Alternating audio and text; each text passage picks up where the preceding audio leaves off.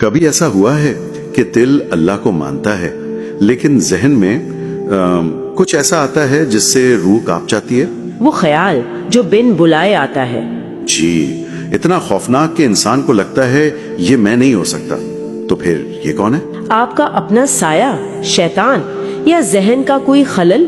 آج ہم اسی اندرونی جنگ کی تہوں میں اتریں گے جہاں ایمان اور ذہن آمنے سامنے کھڑے ہوتے ہیں. دیکھیے، یہ ایک ایسی کیفیت ہے جسے لے کر لوگ بہت غلط فہمی کا شکار ہے. سب سے پہلی گرہ جو کھولنے کی ضرورت ہے وہ اسلامی نقطہ نظر ہے. اور وہ کیا ہے؟ وہ یہ ہے کہ یہ وسوسہ کفر نہیں بلکہ ایمان کی علامت ہے. ایمان کی علامت؟ یہ بات تو تھوڑی حیران کن ہے، کیونکہ عام احساس تو یہی ہے کہ یہ ایمان کی کمزوری ہے. یہی تو وہ نقطہ ہے جو سمجھنا ہے. یہ کمزوری نہیں، یہ ایک زندہ اور حساس روح کا ثبوت ہے. ذرائع میں ایک حدیث کا ذکر ہے جو اس پورے تصور کو الٹ دیتی ہے نا؟ بالکل.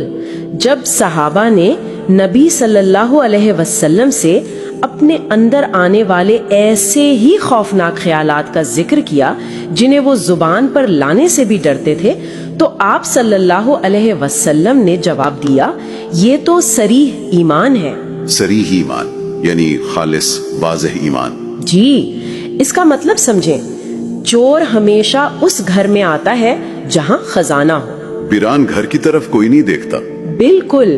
یہ خیالات اسی دل پر حملہ کرتے ہیں جس میں ایمان کا نور ہوتا ہے. یہ بات تو سمجھ آتی ہے، لیکن حملے کا طریقہ کیا ہے؟ کیا یہ صرف ایک روحانی تیر ہے یا شیطان ہمارے ذہن کی بناوٹ کو ہی ہمارے خلاف استعمال کرتا ہے؟ وہ ہمارے ذہن کی بناوٹ ہی استعمال کرتا ہے. نفسیات میں جسے ہم آبسیسو کمپلسو ڈس آرڈر یا OCD کہتے ہیں. جی سنا ہے. اس میں ذہن ایک گلچ کی طرح ایک ہی سوچ پر اٹک جاتا ہے. بار بار وہی خیال، وہی شک. شیطان اسی گلچ کو ایمان کے معاملے میں استعمال کرتا ہے. ایک برا خیال ڈالتا ہے، پھر شک پیدا کرواتا ہے کہ کہیں میں نے یہ مان تو نہیں لیا، اور پھر انسان اس سے لڑنے لگتا ہے جس سے وہ اور مضبوط ہو جاتا ہے. جی، یعنی شیطان کی کامیابی اس خیال کو ڈالنے میں نہیں بلکہ ہمیں اس خیال پر یقین دلانے میں ہے کہ یہ خیال تم خود ہو. یہ تو پورا کھیل ہی بدل دیتا ہے. لیکن اگر کوئی خیال اتنا برا اور اتنا مسلسل ہو کہ انسان کو لگے کہ یہ میرا ہی حصہ ہے، تو کیا تب بھی وہ ذمہ دار نہیں؟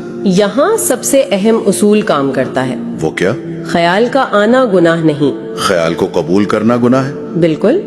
شیطان کا کام صرف دستک دینا ہے، دروازہ کھلوانا نہیں.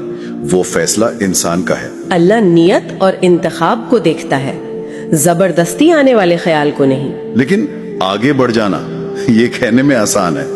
جب کوئی خیال ذہن پر ہتھوڑے کی طرح برس رہا ہو تو اسے نظر کیسے ہٹائی جائے؟ اس کا طریقہ یہ نہیں کہ آپ سوچیں مجھے یہ نہیں سوچنا. ایسا کرنے سے تو وہ اور ذہن میں آتا ہے. آپ اسی خیال کو توانائی دے رہے ہیں. طریقہ یہ ہے کہ آپ اپنی توجہ کو جسمانی طور پر کہیں اور لگا دیں. اچھا، جیسے اٹھ کر 2 قدم چل لیں، کسی سے بات کر لیں، اپنے ارد گرد 5 چیزوں کے نام لیں. آپ خیال کو دھکا نہیں دیتے، آپ بس اپنا رخ موڑ لیتے ہیں. ایک بزرگ کا قصہ ہے، ان سے کسی نے یہی شکایت کی. انہوں نے کہا، جب تم نماز میں ہوتے ہو اور گدھے کی آواز آتی ہے تو کیا تم نماز توڑ کر گدھے کو جواب دیتے ہو؟ نہیں. انہوں نے فرمایا، تو بس شیطان بھی وہی گدھا ہے، اسے بھونکنے دو، تم اپنا کام کرتے رہو. ایک منٹ، جو آپ کہہ رہی ہیں کہ لڑو مت، یہ تو بہت سے نفسیاتی ماہرین کی رائے کے خلاف جاتا ہے. وہ تو کہتے ہیں کہ منفی خیالات کو چیلنج کرنا چاہیے. بہت اچھا سوال ہے. دیکھیں، خیالات 2 طرح کے ہوتے ہیں. ایک وہ جو آپ کی اپنی منفی سوچ کا پیٹرن ہے، انہیں ضرور چیلنج کرنا چاہیے، لیکن وسوسہ آپ کا خیال نہیں، یہ ایک بیرونی مداخلت ہے. ایک اسپیم ای میل کی طرح؟ بالکل وہی. آپ اسے کھول کر اس سے بحث نہیں کرتے، آپ اسے صرف ڈیلیٹ کرتے ہیں اور آگے بڑھ جاتے ہیں. اس سے لڑنا، اسے اہمیت دینا ہے. تو ذہن آسمان کی طرح ہے اور یہ خیالات بادل ہیں. جی. آسمان بادلوں کی وجہ سے برا یا اچھا نہیں ہوتا، وہ بس اپنی جگہ موجود رہتا ہے. بالکل یہی بات ہے. آپ آسمان ہیں، بادل نہیں. یہ پریشانی، یہ کشمکش، یہ خود گواہی ہے کہ آپ کا دل اللہ کے ساتھ ہے۔ یعنی جو اس کیفیت میں مبتلا ہے وہ شیطان کا ہو ہی نہیں سکتا۔ آپ کا خوف ہی آپ کے ایمان کا سب سے بڑا ثبوت ہے۔ تو پھر آخر میں ایک سوچ پر بات ختم کرتے ہیں۔ اگر جنگ ذہن میں آنے والے اندھیرے کے خلاف ہے ہی نہیں، بلکہ اس انتخاب کے بارے میں ہے جو انسان اس اندھیرے کی موجودگی میں کرتا ہے،